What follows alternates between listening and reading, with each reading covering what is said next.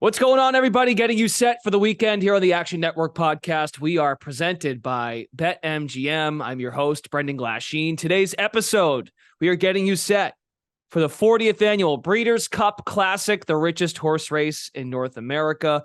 I'm happy to be joined by horse racing expert at Action Network. His name is Mike Conti. You've heard him before. He's joined us for video content in the past, and he's joining us here on the Action Network podcast. We're going to go through a couple races, Mike. Just general thoughts heading in to the weekend for the Breeders' Cup, and what has you excited from a betting perspective? Yeah, great to be here, Brendan. Thanks. Listen, it's the richest weekend of horse racing in the world. It's one of my favorite weekends of the year as it pertains to the horses. You've got top quality horses at every level: dirt, turf, sprint, route, young, old, and there always seems to be plenty of money to be made, upsets galore. So really looking forward to the weekend. Love it. Love it. So there's a couple races we want to hit on. There was a scratch earlier in the week, one that we want to focus on especially. So we'll get to that and we'll work our way through. So let's begin with Classic Race 9 in Santa Anita. Again, this is taking place in California. So this is where we kind of get geared up. What's our outlook for the Classic Race 9 and what might jump out to you from this race in particular? Yeah, so for those that remember, my Belmont pick was Arcangelo. He went on to win the Belmont. He was training up until this point. He won the Travers over the summer. Unfortunately, had a hoof issue. He scratched. He will be retired. So that changed my whole betting perspective of the Classic. I mentioned in the opening that it's a great weekend to try to find some prices, and I'm doing that right here, right now in the Classic. My top choice in here is going to be number 2, Zandon, 12-1 on the morning line. This horse always seems to run his race. Does he love to win? Not necessarily, but he's coming in some of the best form of his career. Very interesting that he gets Hall of Famer and one of the best jockeys in the world in Frankie Dettori. Trainer Chad Brown always has his horses ready to go, and the distance is not going to be an issue. He's proven that he can compete in Grade 1 company, so he's going to be my top choice in the Classic. Okay, very good. And I think another component, and I apologize if you just said this, I'm just trying to get caught up to speed, because when you mentioned Arcangelo, it did bring me back. I hope the audience did too, because I know it's been a while since we last chatted, but Zandon, now leaving from the rail, has some experience there too. I'm sure that's beneficial too. Again, we feel bad Arcangelo out, but that does pave way for Zandon to be in a pretty good spot. Yeah, it's a good call. With Zandon now breaking from the rail, in all honesty, it depends. Now, for Zandon, it shouldn't be an issue because he's going to be a stalking type of a horse, so he wasn't going to be a need to lead. He may actually have to use some more early pace to ensure that he doesn't get trapped down on the rail, but that rail should not impact his running style much at all, but it is definitely something to note. Okay, very good. So potential to preserve some energy, and you're getting a pretty good price. Let's go to race 8, Breeders' Cup Turf. This is a 1.5 mile downhill race. This is at 5:40 Eastern. So we're going backwards, folks, if you're keeping track at home, and then we'll have some exotics at the end. So what is our outlook for the Breeders' Cup Turf? Yeah, so, I think in here, again, earlier this year, for those listeners, a horse who I absolutely loved earlier this year on Belmont Day as well was Up to the Mark. I loved him on Derby Day. I loved him on Belmont Day. And I'm going right back to the old well here, back to Up to the Mark, number 8, 5-1 morning line. He should get more than enough pace in this race to run at. And I think 5-1 is a really square price. Irad, Todd Pletcher, Rapoli, who, for those that remember, Rapoli is the owner of Forte as well. He's got a pretty great string of horses, Up to the Mark being his best turf horse, in my opinion. So I'm really excited. I think, again, we're going to get a really nice price at 5-1. They got him a warm-up, if you will, in the Grade 1 Turf Mile at Keeneland back in early October. So this is second off the layoff. He's primed and ready to go. He's won 3 in a row. He's won 5 of his last 6. And I expect to see it be 6 of his last 7 after this race on Saturday. The other horse, though, that I think that needs to be talked about in here is number 5, Auguste Rudin, who is one of the Aidan O'Brien shippers. If you want to see a cool video, just go Google Aidan O'Brien horses warming up at Santa Anita. There's just a string of horses that Aidan O'Brien sends over for Breeders' Cup weekend. They always seem to fire and run really well. I believe this is the best of the bunch in this race. Also, Aidan O'Brien's top jockey is Ryan Moore. Ryan Moore ends up here on Auguste, who's 3-1. I don't love that price. The horse has done nothing wrong. 6 wins, 9 starts, has won grade 1 overseas, but has never run in the States. So, we'll have to see, and I'm going to take a wait and see approach. I will be including him in my bets, but Up to the Mark will be the top choice. Are there other prices out on Up to the Mark that you can find? I'm seeing an 8-1 out there. Yeah, I think you're right. There are some other, there are some fixed odds markets for horse racing. You obviously have to be in certain states to get those fixed odds. Good point. So if you can get something like Up to the Mark, what Brendan's seeing right now, I would personally jump all over that. I do expect that 5-1 morning line to come down. But I think anything, frankly, above 5-2, 3-1 is a really square price to get on Up to the Mark. Okay, very good. And then the last race we want to focus on before we go into some exotics and some other picks that you want to get creative with to bet the Breeders' Cup Classic, the Classic race, as well as some other races, but the Breeders' Cup overall. Let's go to the Distaff, race 7. What do you got? Yeah, the Distaff is honestly always one of my favorite races of the weekend. For fillies and mares, it's essentially, right, it's the female version of the Classic.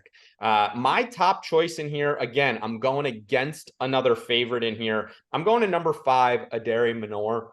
Bob Baffert trainee. For those that follow the sport, you know that Baffert always has his horses primed and ready to go. She loves this Santa Anita dirt. She has 6 wins in 3 seconds from 9 starts, means that she's never run worse than second in any of her 9 starts. Will she need to move up from a buyer's speed figure perspective? Yes, but I do think that she has the ability to do that in here. And at 4-1, I'm willing to take that chance with her being my top pick. Okay, very good. Any other long shots that you might be interested in? So with the turf race, you're eyeing 2 horses. In this situation, is there anyone down the board that you might want to consider too?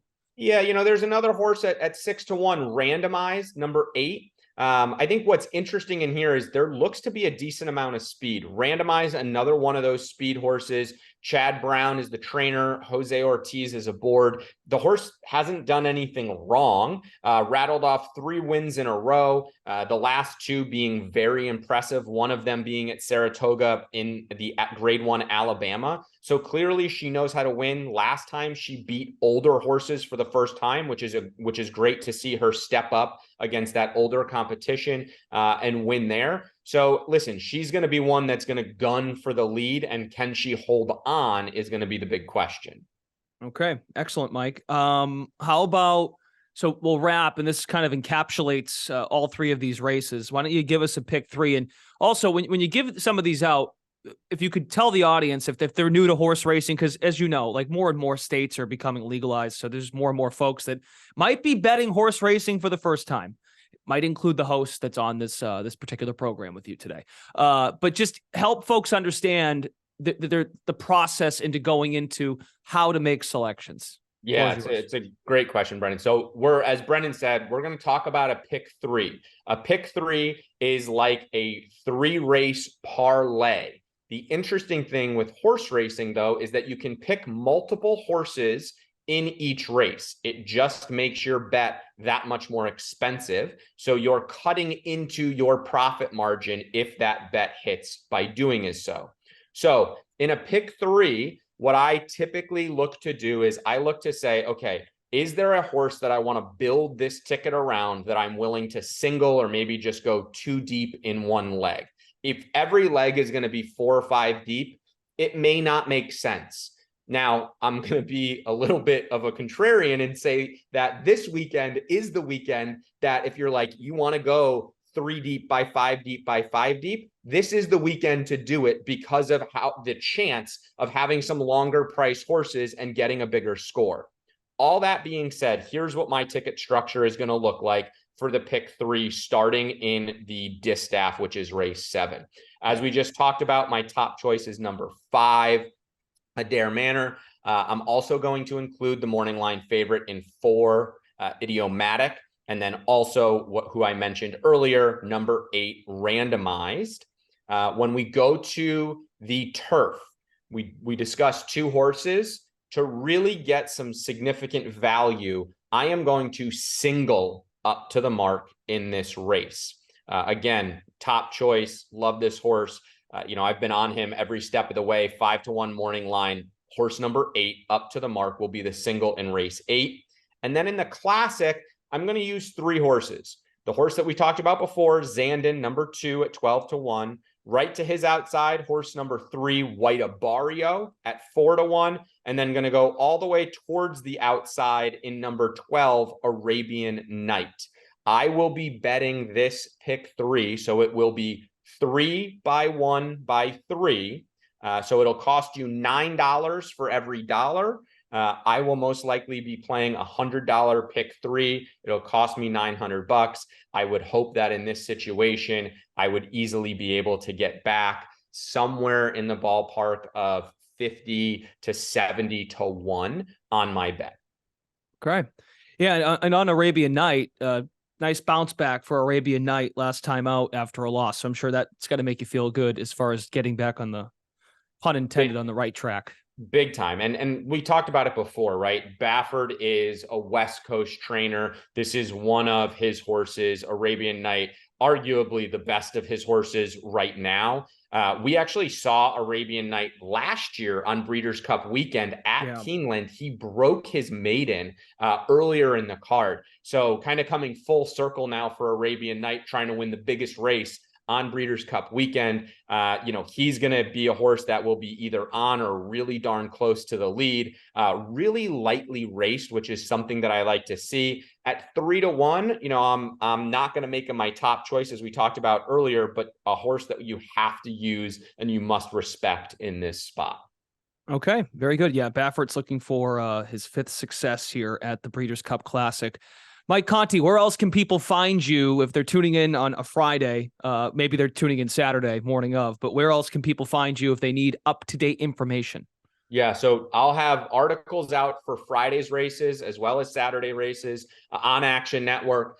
Any changes that are made or any late scratches, anything, you can find me on Twitter at mconti1023, and I'll be posting some tickets on there for people to follow along with as well. All right, Mike, great stuff. We appreciate it. And we look forward to the Breeders' Cup Classic and the other races, and should be a good weekend. This is one of your favorites, I can tell by your enthusiasm. So thanks for stopping by. For Mike Conti, Brendan Glasheen, thanks for listening, everybody, to our Breeders' Cup Best Bets preview on the Action Network podcast. We are presented by our friends at BetMGM. Good luck.